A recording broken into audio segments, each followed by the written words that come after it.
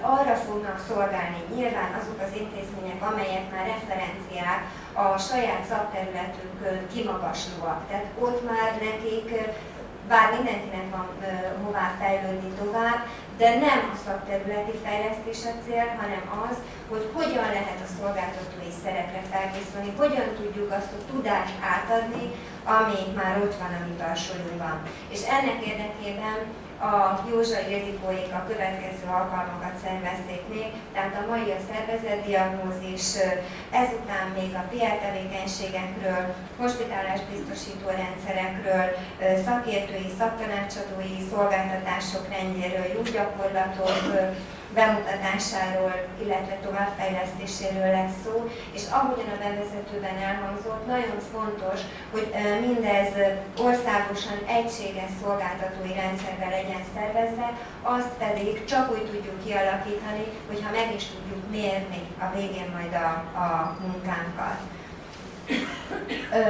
A fejlesztő műhelyek rendjét elmondtam, talán még annyit, hogy intézménytípusonként, tehát óvoda, általános iskola, középiskola, és ezen belül referencia területenként hoztuk őket létre, ezen túl vannak egymiseink, szaktanácsadóink, szolgáltatóink és befogadó pedagógiai gyakorlatunk, és ami a 14. műhelynek, hogy erre volt igény, bár ezt nem terveztük, de az előző alkalommal jelezték, az alapfokú művészeti intézményeket is sikerült egy műhelybe szervezni. Itt látjátok a fejlesztő műhelyek típusait és a fejlesztő műhelyek vezetőjét. Szeretném elmondani, hogy ez a prezentáció, illetve a fejlesztő műhelyek és a kistérségi koordinátorok neve, a fejlesztő műhelyek ütemterve és az állandó tagoknak a névsora a www.bmtk.hu weboldalon, www.bmtk.hu weboldalon megtekinthető. Azok az intézmények, amelyek állandó tagként szerepelnek a fejlesztő műhelyekben, már megkerestettek, illetve egy-két állandó helyi tagság kiadó még ezekben a műhelyekben. Ezek bizony kötelezettséggel járnak, mert minden fejlesztő műhely ütemtervében és foglalkozásán ott kell lenni, ezen túl pedig meghívott tagok is a saját szakmai fókuszcsoportból részt vehetnek a fejlesztő műhelyek foglalkozásain. Minden esetben a fejlesztő műhely vezetőjével kell egyeztetni. Nagyon köszönöm, hiszen tulajdonképpen minden műhelyvezető leadta nekem az ütemtervet, illetve az állandó tagjainak névsorát. Az ő feladatuk, hogy ez az ütemterv végre legyen hajtva, illetve az állandó tagokkal a kapcsolatot tartani kell. És itt a végére is jutottam a 14 műhelynek, itt a 14. az AMIS. A további feladatainkról pedig annyit mindenképpen meg kell említenünk, hogy a referenciaintézmények minősítése közben már működnek a fejlesztő műhelyek, a minősítések végén pedig oda kell eljutniuk az intézményeknek, hogy a TAMOK 3-1-es pályázatban részt vegyenek.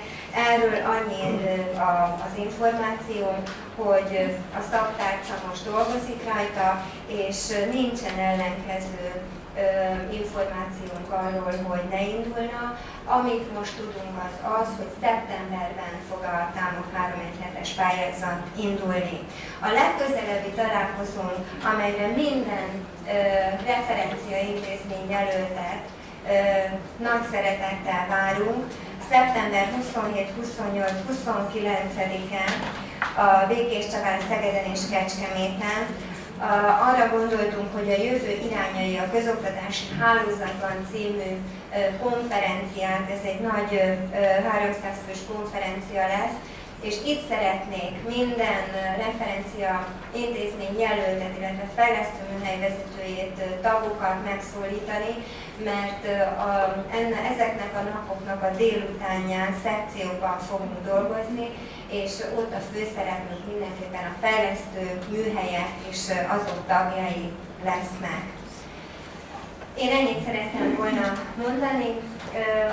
Azt gondoljuk, hogy Ancselévával közösen, hogy a mi hálózatkoordinációs irodánk azt tudja nektek mondani, amit ő, nézd, mi ezt tudjuk nektek adni, ezt a szárnyalást, ezt a futást. Nagy játék ez, igen, de fontos, mert ha végigjátszod, akkor már nem fogunk félni a mindennapok realitásától.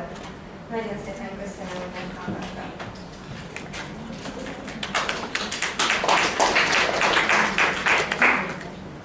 Köszönöm szépen Nórinak ezt az előadást, szeretettel köszöntjük a megérkezőket, foglaljatok helyet, keressetek magatoknak elérhetőséget. Itt is van az első asztalnál, még ide hozunk széket.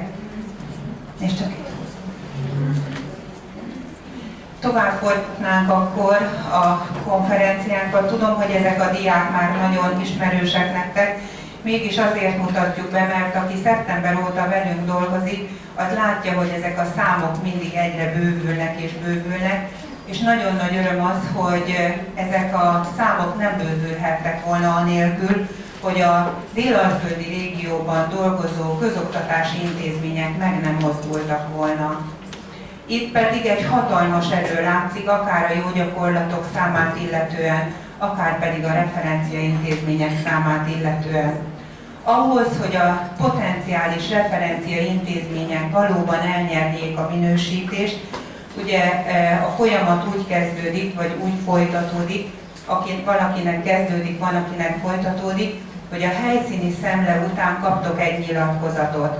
Ezzel a nyilatkozattal, hogy megfelelt a referencia intézményi előminősítésen, ezzel a nyilatkozattal kell pályázni a TÁMOB 317-es pályázaton, illetve a felkészítés után a minősítés úgy történik, hogy egy PPT-vel vagy valamilyen prezentációval bemutatja az intézmény, hogy referencia intézménnyé vált.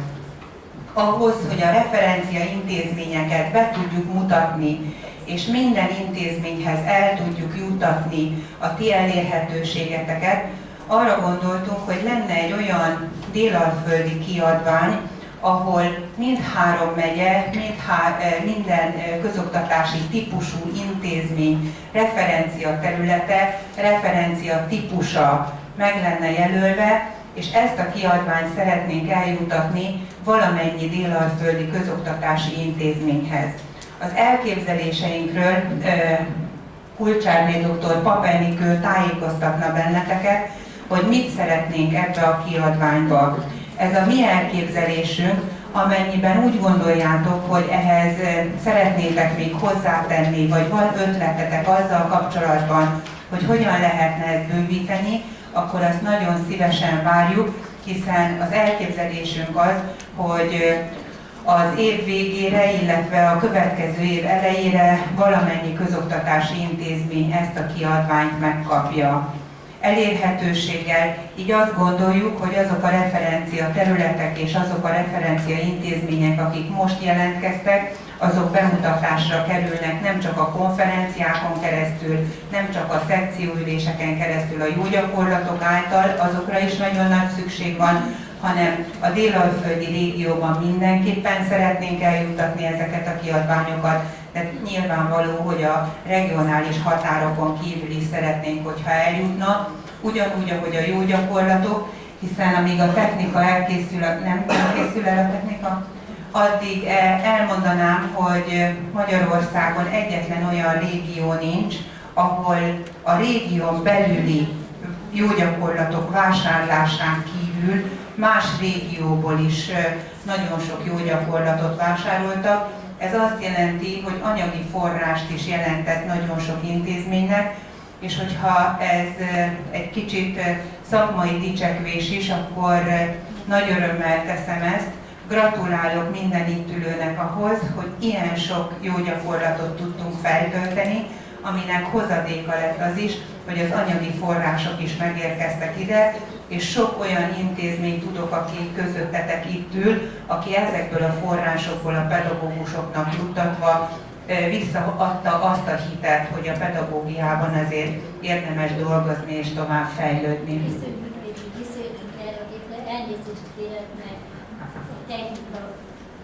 Akkor átadom Kulcsárné dr. Pap Enikőnek a szót, és már meg is érkezett a... Én is szeretettel köszöntök minden kedves résztvevőt, és nagy megtiszteltetésnek